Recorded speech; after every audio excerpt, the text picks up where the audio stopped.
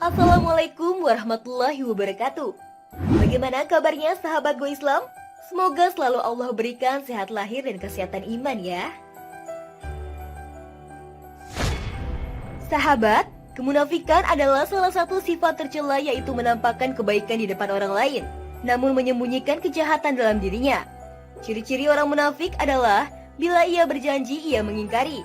Bila ia berkata, ia berdusta. Bila ia dipercaya, ia berkhianat. Sifat munafik jauh sekali daripada sifat teladan Rasulullah SAW. Dan sifat munafik sangatlah dibenci Allah. Orang munafik sangat susah atau berat melaksanakan sholat isya dan subuh. Bahkan tidak mengerjakan sama sekali karena kecapean atau kesiangan. Sahabat muslim, berdasarkan ciri-ciri orang munafik tersebut, apakah orang munafik bisa berubah? Apakah orang munafik akan selalu seperti itu sampai akhir hayatnya? Apakah orang munafik bisa masuk surga? Silakan sahabat simak video ini sampai selesai, hanya di channel Go Islam. Namun sebelum diulas lebih lanjut, jangan lupa klik subscribe, like, dan klik lonceng notifikasinya terlebih dahulu, agar channel Go Islam dapat terus memberikan manfaat khasanah keislaman untuk umat.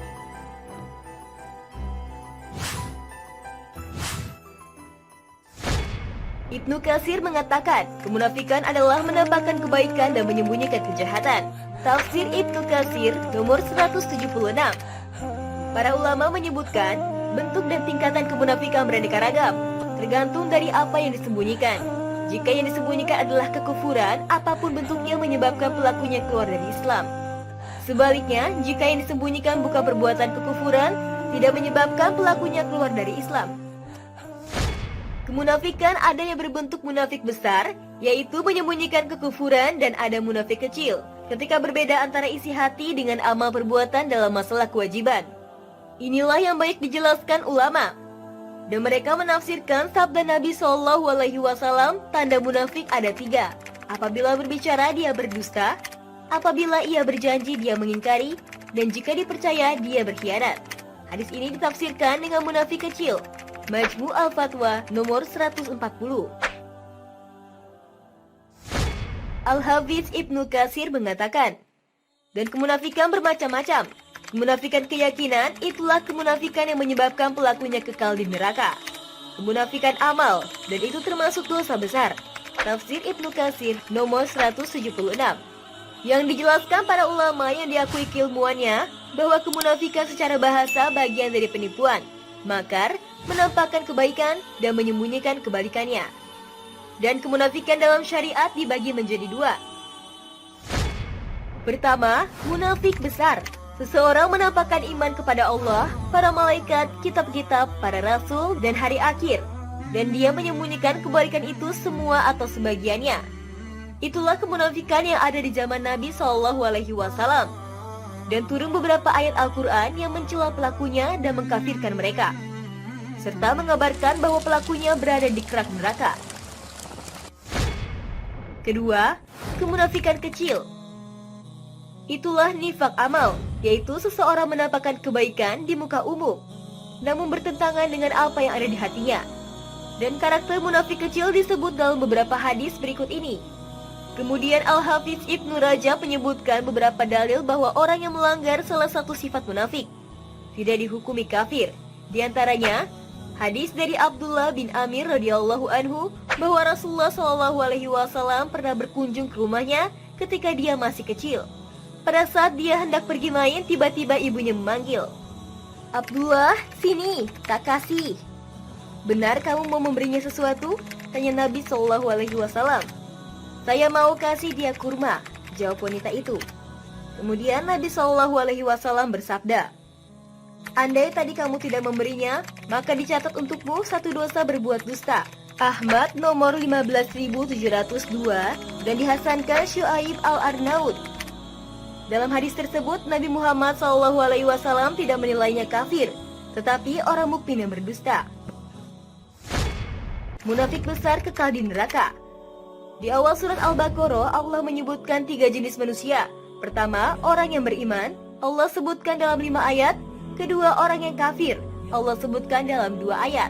Dan ketiga, orang munafik, Allah singgung dalam 13 ayat. Di antaranya Allah berfirman, di antara manusia ada yang mengatakan, kami beriman kepada Allah dan hari kemudian. Padahal mereka itu sesungguhnya bukan orang-orang yang beriman. Mereka hendak menipu Allah dan orang-orang yang beriman. Padahal mereka hanya menipu dirinya sendiri sedang mereka tidak sadar. Al-Quran Surat Al-Baqarah ayat 8-9. Di antaranya sifat mereka.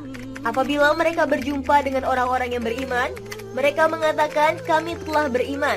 Dan bila mereka kembali kepada setan-setan mereka, gembong munafik, mereka mengatakan, sesungguhnya kami sependirian dengan kamu. Kami hanyalah berolok-olok. Al-Quran Surat Al-Baqarah ayat 14.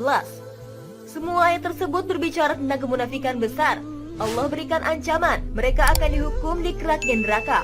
Allah berfirman, sesungguhnya orang-orang munafik itu ditempatkan pada tingkatan yang paling bawah dari neraka. Dan kamu sekali-kali tidak akan mendapatkan seseorang penolong bagi mereka. Al-Quran Surat An-Nisa ayat 145.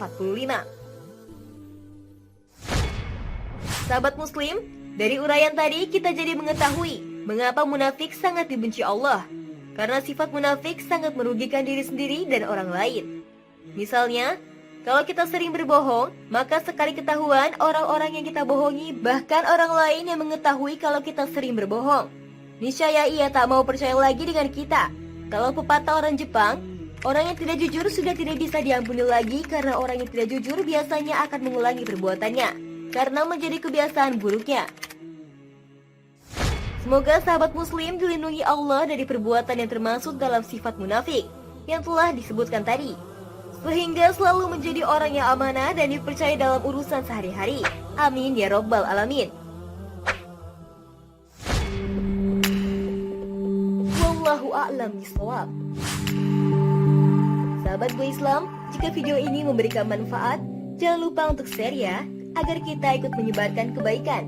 Karena kata Rasulullah, barang siapa menunjukkan manusia kepada kebaikan, maka ia memperoleh pahala seperti pahala orang yang melakukannya.